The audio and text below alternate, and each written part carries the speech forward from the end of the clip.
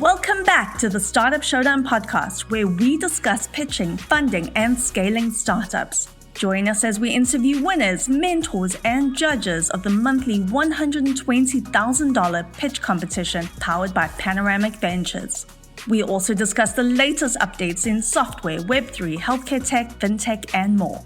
Now sit tight as we interview this week's guest and their journey through entrepreneurship.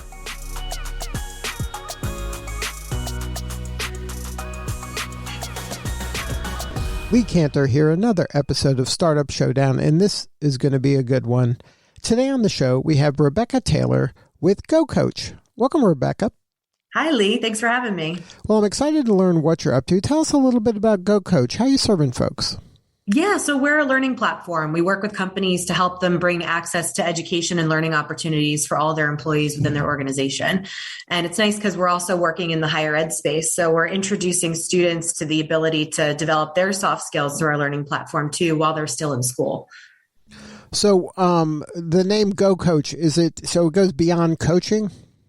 It does go beyond coaching. So it starts with coaching. When we actually first founded the company, we started with 7 coaches and a couple spreadsheets. And our idea was kind of, let's make it really easy for companies to find coaches and, for people to find the right coaches to work with within their company's, provided structure.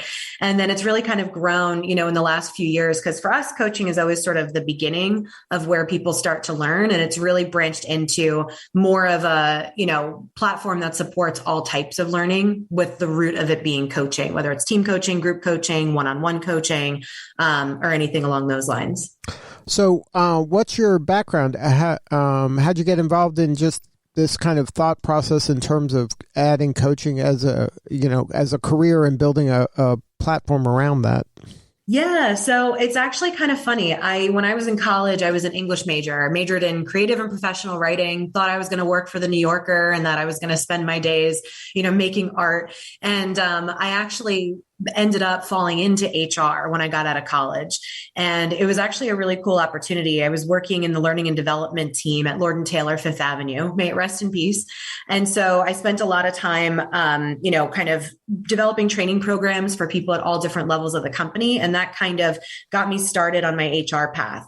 So, I sort of did the typical HR stint where I did some time as an external recruiter, and then as a head of talent acquisition at a company where I actually ended up meeting my co-founder and CEO, Christy McCann. And so when we were there, we were really working on building out different learning and development programs, specifically to help their different employees better retain their staff and to create those career paths that, every company really is looking for their employees. And so, we had this, there's got to be a better way kind of moment when we were really working on finding the right coaches for the right people to kind of serve them where they need to. And so, we sort of had we had a really great exit. The company was acquired for just over $1 billion. And we had this sort of, what do we do now conversation? And that was really where the idea for GoCoach started. And over the course of a couple years, I actually took a job as a head of people and culture at a Series A startup in New York, while Christy was really kind of laying the foundation for what was going to become GoCoach. And, so we realized that there was a lot of opportunity to help companies address the different gaps that they had with their talent. So there were so many companies that were hiring all these people and, they were losing all these people because they would let them go when they were reaching sort of their plateau. And there was sort of this culture within these organizations, especially in the tech space and in the startup space, where people weren't expected to stay at a company for very long. And so we really looked at that as something that was a problem that was worth solving, because, people would leave companies when they were losing the ability to grow and the ability to learn, and companies were losing really great talent after spending all this money to hire them. And so we launched GoCoach with really this core of 7 coaches and, a spreadsheet. And it grew into, something that we've really evolved to understand the different needs of the different companies that we work with. And so leaning into our HR backgrounds has really been a really strong sort of vision navigation point for how we're deciding kind of what our next steps are, because at the end of the day, our ultimate goal is here to support companies and to support employees to unlock their potential together. Now, do you find that coaching has evolved from back in the day where like a coach was only for the the highest performers or the highest executives. And now it seems to be trickling down throughout the organization, and to use coaching and learning almost interchangeably. Like you have a coach, sometimes you need help and sometimes you need a helper, right? Like learning can happen in a lot of ways, and a coach is a great way to expedite some, to get the best out of somebody that a lot of organizations want, but, maybe historically haven't invested in them that way. Yeah. So it definitely has changed. When you first think about coaching, everyone kind of thinks of the original coaching kind of concept where you had, one person who'd be flown in to coach the executives at an organization and either spend all day with them once a month, rotating, their meetings between these different executives, or someone who would just sort of be there and only support a few very high up members of an organization. And, it was very much based on being in person. It was very elitist. It was very much catered to supporting CEOs and executives. And what we've seen, especially over the last probably, 7 or 8 years or so, is that the evolution of technology has really allowed the coaching industry to become a lot more democratized. It's a lot easier to access coaches, and it's a lot easier to access coaches all over the world, where the cost becomes a lot more effective for the coaches to work with a wide variety of people because they don't have to spend all this time and money traveling, because technology and virtual coaching especially can kind of allow them to cast a wider net. And when we work with companies, it's really been interesting to see kind of, how people evaluate whether or not someone is sort of a viable candidate for coaching. It, like I mentioned, it always kind of had started with executives. Then it sort of segued into, managers, directors, a little bit lower than executives, but still those that were kind of in, a higher powered position within the company. And what we've seen during COVID, really kind of starting when the pandemic started, was employees are demanding the opportunity to learn, and they're demanding the ability to increase their skills and to access different opportunities. And so as a result of that demand, companies are investing in coaching solutions that are actually available to all employees from entry level to executive level. And, yes, the things that people work on in those coaching sessions will be different. Someone entry level might have, what some might think to be simple things to work on, but for that person, meeting them where they are, these are big challenges that they're looking to work through. And, what we're really looking to create is a culture where everybody has a coach from day one. When you're a kid, you're going through school and you always have teachers, guides, and mentors. And then all of a sudden you graduate and you're on your own. And we're really looking at just sort of creating cultures that continue that element of nurture and continuous learning, even throughout our entire careers.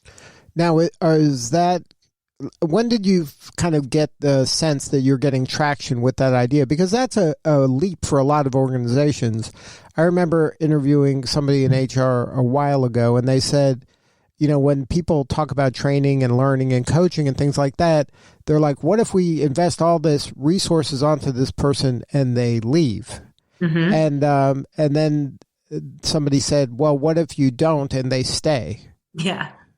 Are you seeing a change in that thinking? Is we have to invest in our people and their learning because we want them to stay a little longer. It's hard to get people. And why are we always thinking the new person is better than the person we already have? Yeah. So it has been an interesting shift because the Great Resignation is definitely influencing this, because you're seeing people leave organizations regardless of whether they're getting invested in or not, right? The different reasons that people are leaving organizations come down to things like salary. That is kind of something that is always going to be a good reason for people to leave a company. If they can get paid much better somewhere else and their current employer can't match that, that's hard to argue with, right? But what's interesting is that when you're seeing the data around why people are leaving their organizations now in mass, it has more to do with their work culture, their potential to grow. And so it's really kind of creating this environment where there's a lot of data from the actual employees that's showing that they would stay at organizations if more organizations were investing in them. And, the historical way that people would invest, where people would look at, I'm going to put all this money into my high potentials and, we're just going to hope that if they're invested in, they're going to stay. But what's really kind of influencing this democratized element of it is if you put money into all of your people in your organization to develop, those who do stay will perform better because they're more mentally connected to the company. They're more engaged in their role, but they're actually seeing their own skills grow and develop as a result of what the company is providing to them. So they're more likely to stay on because they're seeing themselves grow and be successful within their role, and they don't feel the need to look elsewhere. And so it's also the concept of sort of skills or currency, right? So employees know that the skills that they have are very, very valuable. And I always say this to organizations too. The skills that you have within your organization are the most valuable piece of your talent. It's not who has those skills. It's how strong those skills are within your organization. So if you're not continuously investing in the skills of your organization, then the value of your talent goes down. So it's really about kind of shifting the narrative from looking at it as individual person to collective group of skills and using that as a way to empower both learners and employers. So what is kind of the conversation you're having with your prospective clients or your clients? Like, what's the pain they're having where GoCoach is the solution? Yeah. So it's a few different things that actually kind of map to the employee life cycle, which is interesting. Every organization has their own sort of unique challenges, right? But what we can really see is that it buckles down to kind of the basic things like employee retention, talent attraction and talent acquisition, succession planning. So, what happens when people do leave? How do we have sort of our next batch of leaders or people being able to step into those roles? As well as things like burnout, change management, DEI. These are sort of the main challenges that companies are facing in mass. And so we really work with them to address the different components that are influencing this. And we map it to how it influences the employee life cycle of attracting talent, retaining talent, developing talent, because that's really where you're going to see a lot of value in what you're doing from a people perspective. So what are some of the clues that your prospect has a problem that GoCoach can help them with? Bleeding people and having a lot of open jobs is a really good indication of that they might need some help. So when you see that there's a company that, has a lot of people exiting and a lot of open jobs, you can imagine that, they're losing people at a rate faster than they can acquire them. And so there's two different challenges to meet there. There's one, the employee retention side. So how do we, stop the bleeding? And then two, how do we use learning as a way to attract more talent so we can, hire people and really fill the top of that funnel? So that's really been the biggest theme that people are seeing now. And, it's probably our biggest sort of call when we get onto a call with a customer and they're just like, everyone's having sort of this universal problem. And so what's nice is that they don't have to explain their situation. They don't have to explain that they're losing people and that they can't hire. It used to be a very taboo thing to say in HR. You never wanted to say that you couldn't keep your people and you couldn't hire people. But what's nice is that there is sort of this universal narrative that there is everybody reshuffling. And so you can get a very, very frank, perspective. And we've got a really sort of nice way to solve this problem regardless of their industry. So has being a founder of a startup, has it been as you thought it would be? I don't even know if I knew what I thought it was going to be, to be honest. I had, I'd say yes and no. I mean, yes, in the sense that it really is sort of empowering to see that you're doing something that companies think is valuable enough to spend money on, and that they continue to spend money on this thing that you created, right?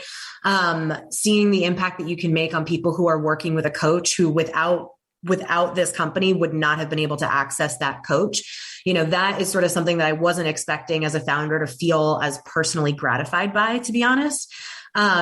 But then it was also the things that are expected are, it's tough out there, right? Like it's hard to, it's hard to be a founder because there's a lot of weight on your shoulders. You're at the end of the day, the buck stops with you when you want your company to be successful. Your teammates really look to you. And that level of responsibility is something that if you're going into entrepreneurship, you can't take lightly. I grew up in a family of entrepreneurs. And so I think it was always inevitable that, I'd sort of be here. But I think what's really cool is that it's going to be hard. It's always nice to kind of be able to, choose your own destiny a little bit more and to kind of set a meaningful vision. But it really is cool when you can look back and see, all the hard work that we're doing and this idea that we had is actually something that's truly benefiting people's lives. And I know every founder says this, but actually changing the world and changing the way companies hire people and the relationship that they have to their employees. So that's been really cool. So what compelled you to get involved with Startup Showdown and Panoramic? Yeah, so we were really looking for an opportunity to partner with investors who would be partners to us. And so, we'd been bootstrapped for a long time by choice. We really didn't want to take money from organizations that didn't support our vision and our mission. And so we'd done a lot of research about Panoramic and the team that's there. And, we saw that they were going to be a group, or, we assumed and thought that they were going to be a group that we would want to partner with and work with. And so that was the thing that we said, hey, let's do this Startup Showdown, see if we can get a chance to meet with them and then see where it takes us. And so I think the piece of it that was really cool was just kind of the level of visibility that we had, but who we were able to meet in the process, from other founders that were going through the same showdown process and, really seeing who else is building cool stuff out there. And we've loved working with the Panoramic team. I mean, they've really kind of felt like an extension of our team, and it's the kind of partnership that you want from an investor. As much as it's nice to say, I'll take a check and then we can just sort of move on with our lives. We were really looking for groups that wanted to be part of the vision and the mission with us. And we've really found that here. Now, any advice for startup founders out there that maybe are going along the same path as you, bootstrapping it first and then reaching out to partners afterwards? Is there some do's and don'ts that you would, if looking back at the journey so far? Yeah. So do take every conversation. Getting funding and getting investment is something, it's very much like sales. I mean, it is sales, right? So you want to have a huge pipeline so that you have opportunity and you have options. So take every call. And, try to make as many connections as humanly possible with other founders, but don't necessarily rely on other founders to refer you to investors before you try to go and approach these investors yourself.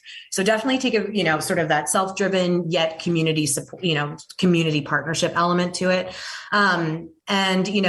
Do look at competitions like the Startup Showdown, look at accelerators, look at these types of resources, because they're not only a good way to get funding, but they're a really good way to get education too, and a good way to kind of get that support that you really need to understand how to be a founder, because being a founder is a totally different job for every type of company. And so really finding that support from that community is really big. The biggest don't that I have though is don't give up. I know it's probably really cheesy, but you're going to hear so many no's, and you have to believe in your vision and your product and your idea and yourself and your team more than anybody else does. And there is the opportunity to take constructive feedback, but don't let it set you off, right? Because companies that are looking for funding are looking to disrupt something. They're looking to do something differently than it's ever been done before. And you're always going to be measured around who's done something similar or what might have been done in the past. And you have to remain convicted that the whole point is that we're doing it differently. And there might not be a proven path that shows how this is going to work, but I know that we're going to be the ones to set it. That's the thing to remember when every moment of defeat hits you. Now, any advice for female founders? Both you and your co-founder are female. Is there anything that you would advise a young female founder to going through the process that, again, do's and don'ts from that standpoint? Is there groups that you found that were useful for you, that were supportive?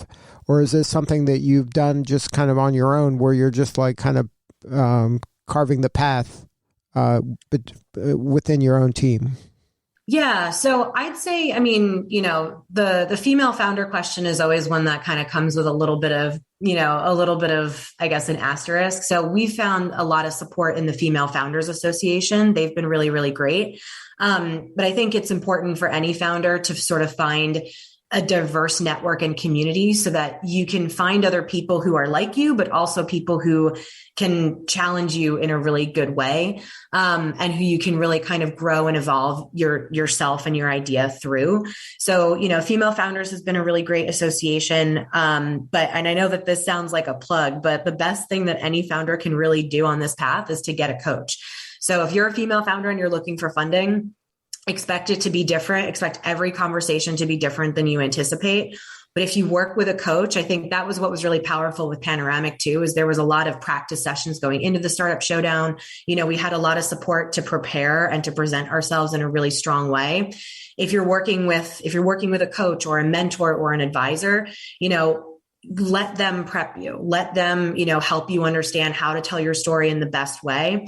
And, that's probably the piece that's going to be the most important, because it's really hard to tell the story of your startup in a way that makes other people care about it the way that you do, because no one's going to care about your company the way that you do. And so taking advice from people who can say, this is what's interesting, this is what's going to catch people's attention. It's definitely, an important way to govern all of these types of conversations. And the best way to really hone that is to work with a coach.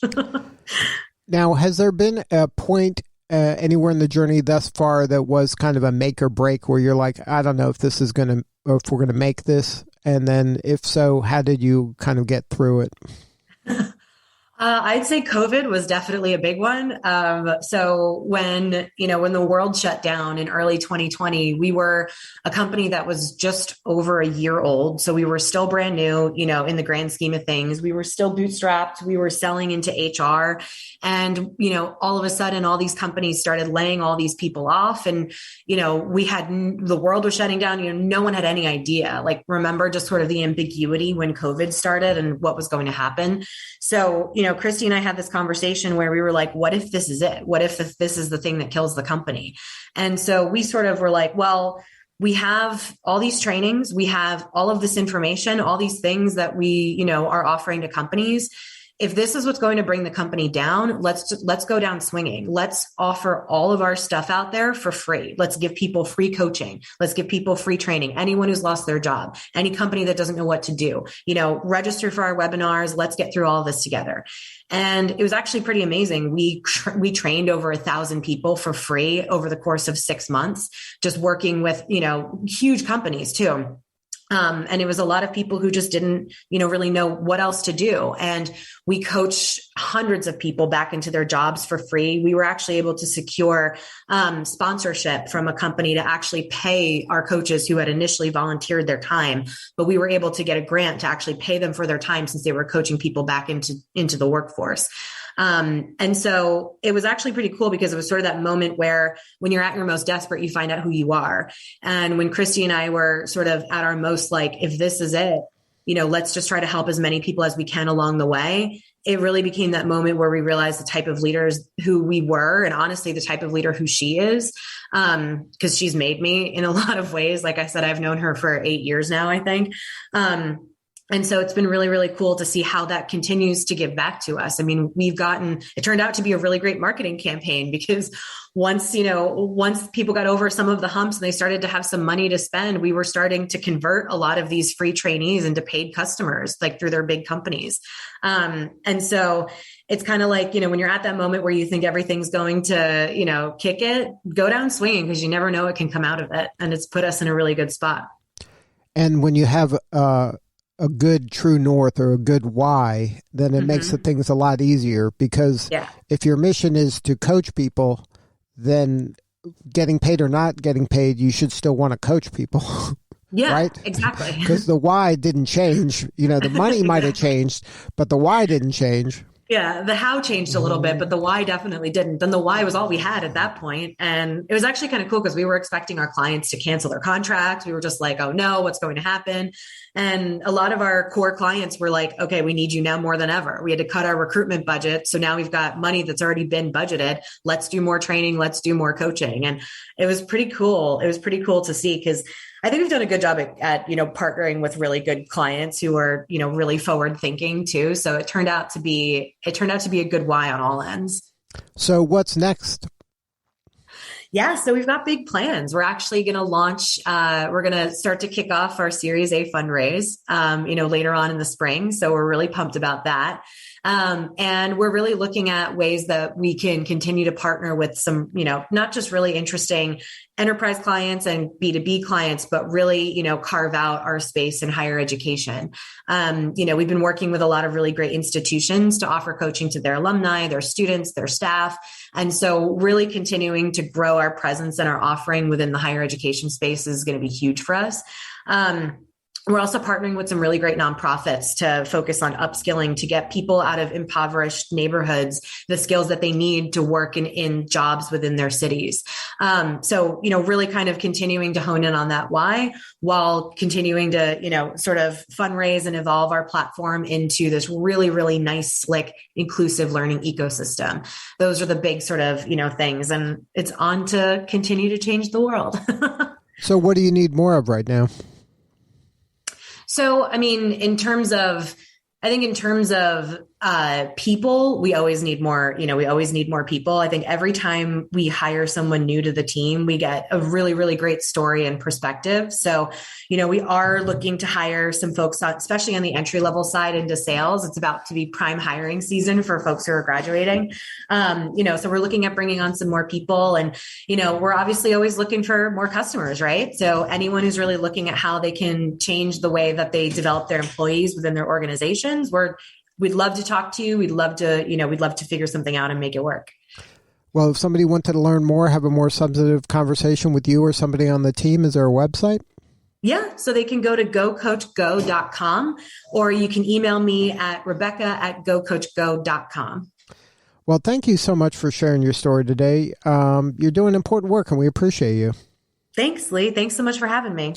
All right. This is Lee Cantor. We'll see you all next time on Startup Showdown.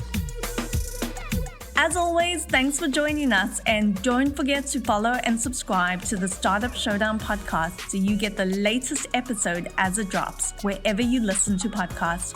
To learn more and apply to our next Startup Showdown pitch competition, visit showdown.vc. That's showdown.vc. All right, that's all for this week. Goodbye for now.